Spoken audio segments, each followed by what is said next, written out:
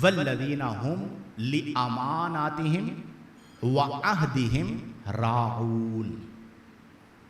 وہ ایمان والے فلاح کو پا گئے، لِأَمَانَاتِهِمْ جو امانتوں کو، وَعَهْدِهِمْ اور اپنے وعدوں کو، راعون وفا کرتے ہیں، رعایت کرتے ہیں، پورا کرتے ہیں، وہ فلاح کو حاصل کر چکے.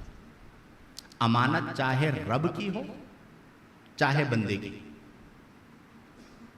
وعدہ چاہے رب سے ہو چاہے بندے سے ہو.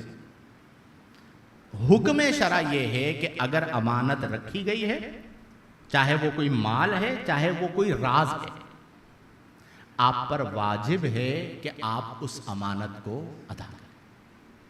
مجھے ایک بات بتائیے، آقا کریم صلی اللہ علیہ وسلم کو اعلان نبوت سے قبل اہل مکہ کیا کہہ کر پکارا کرتے تھے؟ ذرا اونچی آواز سے بولیں. صادق اور امین. امانت، اپنی امانتیں کس کے پاس رکھواتے تھے؟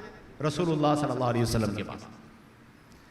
جن کا ہم نے کلمہ پڑھا ان کے کردار کی بلندی کا عالم یہ ہے کہ کفار اپنی امانت ان کے پاس رکھوا رہے ہیں. جب ہجرت ہوئی تو حضرت مولا کائنات کو اس لیے پیچھے چھوڑا گیا تھا کہ وہ امانتیں وہ لوٹا کر آئیں گے، اور انہیں کہہ رہے ہیں انت صادق انت امین، آپ صادق ہیں، آپ امین ہیں. ہم نے ان کا کلمہ پڑھا. آج ہمارا حال کیا ہے؟ آپ کے پاس 10 لاکھ روپے ہوں، سہیل بھائی کسی دوست کے پاس رکھوائیں گے یا بینک میں رکھوائیں گے؟ صحیح صحیح بتائیے گا. آپ کے سامنے، اور آپ لوگوں کا بھی مجھے پتا یہی جواب ہے. اچھا دوست کے پاس رکھوائیں گے تو وہ کیا کرے گا؟ کھا جائے گا. ایسا ہی ہے نا، ہم بینک پر اعتماد کریں گے، ہم دوست پر. اب تو حال یہ ہو گیا، میں آپ کو صحیح بتا رہا ہوں، سگا بھائی عرفان بھائی کے پاس رکھواؤ گے پیسے یا اکاؤنٹ میں رکھواؤ گے؟ کیوں؟ اعتماد نہیں. جس کے ساتھ 40 50 سال کا تعلق ہے نا، اس کے بعد بھی پیسے یہ کھا جائے گا بھائی. ہم نے اپنے آپ کو اتنا گرا دیا. پہلے زمانے میں ہوتا تھا لوگ اپنی امانتیں رکھواتے تھے، یار میرا یہ گولڈ ہے اپنے پاس رکھو. ہم نے امانت کو ضائع کرنا تو کوئی مسئلہ ہی نہیں سمجھا ہوا. کسی کے پیسے کھا لینا کوئی پرابلم کی بات ہی نہیں.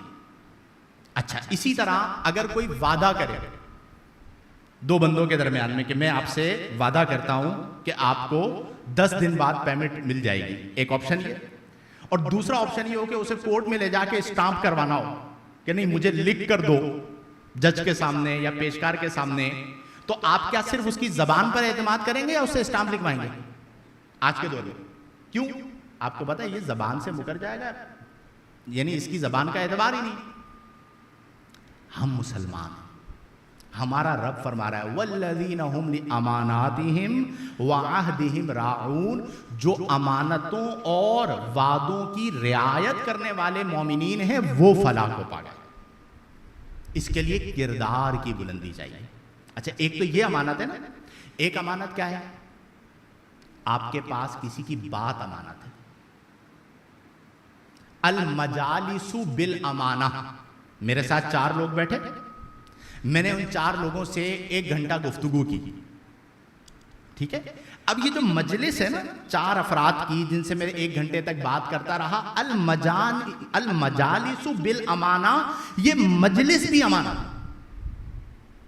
یعنی اس مجلس کی جو گفتگو ہوئی، جو راز والی گفتگو ہے، اس گفتگو کو کسی اور کے سامنے جا کے ڈسکلوز نہیں کرنا. ہمارے یہاں کیا ہوتا ہے؟ اب تو دوستوں میں بھی بیٹھتے ہوئے بندہ سوچتا ہے کہ بھائی میں یہ بات کروں یا نہ کروں، کہ مجلس کی بات ہے وہ جا کے باہر کر دے گا. یہ حفاظت ہے، امانت ہے مجلس ہے. اگر کسی نے آپ سے کوئی ایسی بات کر دی جو عام لوگوں کو وہ نہیں بتانا چاہتا، تو آپ اگر امین ہیں تو آپ اس کی بات کو لیک آؤٹ نہیں کریں گے. اچھا شروع میں نہیں کریں گے، بعد میں پھڈا ہو گیا، ٹھیک ہے، جھگڑا ہو گیا، اس کے بعد کیا کرتے ہیں قاری صاحب؟ پرانی فائلیں کھولیں گے، اس نے 2 سال پہلے یہ کیا تھا، 3 سال پہلے یہ کیا تھا، اس کے بعد کہتے ہیں یار بندو صحیح نہ ہے، کیوں؟ اس کی 2 سال پہلے کی یہ بات ہے، 3 سال پہلے کی یہ بات ہے، اور یہ بندہ ہے. یعنی مخالفت اور دشمنی کے وقت میں اس بات کو ظاہر کرنا، یہ بھی حرام. کہ اگر آپ، اچھا اسی طرح ایک اور چیز، کسی کا راز ہوتا ہے نا، بعض اوقات دوستوں کے اندر ہوتا ہے کہ بندہ کہیں مشکل میں آ جاتا ہے، کسی دوست کو بتا دیتا ہے، اب اس کے راز کو فاش کرنا یہ بھی امانت کے خیانت کے زمرے میں آتا ہے. تو اللہ کریم نے فرمایا کہ جو ایمان والے فلاح کو پا گئے وہ امانتوں اور وعدوں کو وفا کرنے والے ہیں. تو میرے پیارے دوستو، اپنے آپ کو تھوڑا سا بلند کریں، کردار کو بلند کریں، کم از کم اتنے معتمد ہوں کہ آپ پہ کوئی بھروسہ کرے. یار یہ بندہ جو ہے وہ لائق اعتماد ہے، یہ لائق بھروسہ ہے.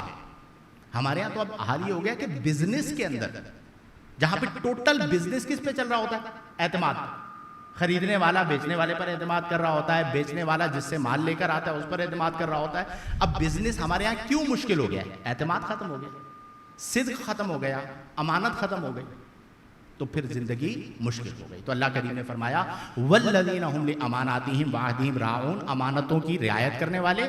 اور 6 نمبر پر فرمایا والذین هم علی صلواتہم یحافظون، نمازوں کی حفاظت کرنے والے، پکے نمازی بن جائے. نتیجہ کیا ہے؟ اللہ نے فرمایا اولئک هم الوارثون، یہ لوگ وارث ہیں. کس کے وارث ہیں؟ الذین یرثون الفردوس. فردوس جو ہے یہ جنتوں میں سب سے اعلیٰ جنت ہے. اور حدیث میں فرمایا گیا ہے کہ جب بھی جنت مانگو، رب سے مانگ رہے ہو تو فردوس مانگو، فردوس کا سوال کرو جو عرش الہی کے نیچے ہے. تو الذین یرثون الفردوس، یہ صرف جنت نہیں، جنت الفردوس کے وارث ہیں. اور پھر جب وہاں جائیں گے تو کیا ہوگا؟ فلاح ہے. فرمایا ہم فیہا خالدون، ہمیشہ ہمیشہ جنت میں رہیں. اللہ تعالی ہمیں اپنے فضل سے اپنے محبوب کے قدموں میں جنت میں جگہ عطا فرمائے، اور ہم تمام کو قرآن کی تعلیمات پر عمل پیرا ہونے کی توفیق عطا فرمائے.